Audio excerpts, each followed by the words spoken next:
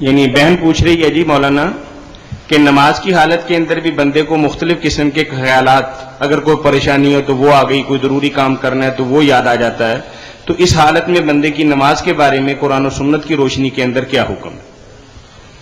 میری بچی نماز کے بارے میں لوگوں نے جو یہ بات فرض کر رہی ہے نا کہ نماز وہ ہے جس میں کسی قسم کا کوئی خیال نہ آئے، یہ انہوں نے اپنے سامنے ایک ایسا ہدف رکھ لیا جو کوئی حاصل نہیں کر سکتا. نہ کسی نے ایسی نماز کبھی پڑھی ہے نہ کوئی پڑھ سکتا. یہ بھی ایک شیطانی چال ہے کہ لوگوں کو یہ کہا جائے کہ تمہاری نمازوں میں تو خیال آتے ہیں، یہ تو نماز پھر کچھ نہ ہوئی.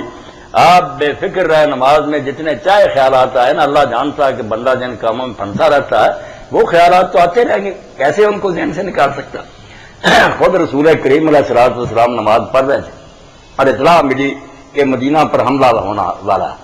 آپ نے حضرت زبیر بن العوام رضی اللہ عنہ سے کہا کہ تم جاؤ اور پتہ کرو کہ واقعی یہ بات صحیح ہے. وہ گئے اور پہاڑ کی دوسری طرف گھوڑے پر سوار گئے تھے. آپ نے نماز شروع کی تھی. حدیث پاک میں آتا ہے کہ آپ کی نگاہ اس درے کی طرف ہی رہی جدھر سے حضرت زبیر نے آنا تھا. وہی خیال آپ کو رہا کہ پتہ نہیں کیا خیال. وہ جب اترے پہاڑ سے انہوں نے ہاتھ کے اشارہ سے اس طرح کہا کہ اللہ کے رسول کوئی بات نہیں. پھر آپ نے نگاہ نیچے کی. حضرت عمر رضی اللہ عنہ فرماتے ہیں میں نماز میں جب کھڑا ہوتا ہوں، یہ صحیح بخاری میں، تو میں شام میں لشکر کی صفیں ٹھیک کرتا ہوں کہ فلاں سپاہ سالار ادھر ہو، فلاں ادھر ہو. تو جن کاموں میں آدمی لگا رہتا ہے وہ خیال تو رہیں گے، کوئی فکر مند ہونے کی ضرورت نہیں.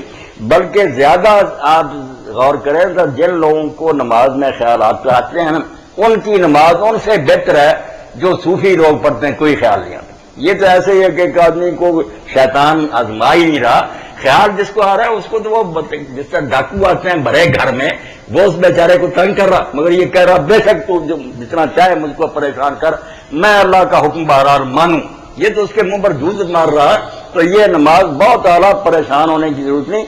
باقی ایک چیز جو ہے اس پر توجہ ہونی چاہیے کہ جب آدمی اکیلا نماز پڑھے نا اور کوئی دوسرا آدمی پاس نہ ہو، جو ڈسٹرب نہ ہو، تو آدمی کو چاہیے کہ جو پڑھے نا ذکر اذکار رکوع میں، سجدے میں، رام میں، کوئی نماز نہیں، وہ کم از کم اتنی آواز سے پڑھنی چاہیے کہ اپنے کانوں تک آواز آئے.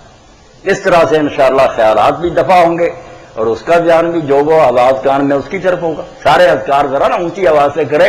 یہ تجربہ کر کے آپ دیکھیں انشاءاللہ فاسد خیالات بہت حد تک دور ہو جائیں انشاءاللہ.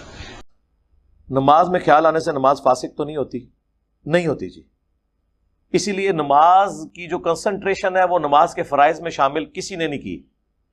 نماز کے جتنے فرائض لکھے جاتے ہیں نا تو وہ ظاہری اعمال ہی ہیں کہ اللہ اکبر کہہ کے نماز شروع کرنا، قیام کرنا، قیام میں فاتحہ اور قرآن کا حصہ ملانا، رکوع کرنا، رکوع کے بعد قومہ کر کے پھر 2 سجدے کرنا، تشہد کرنا اینڈ پہ.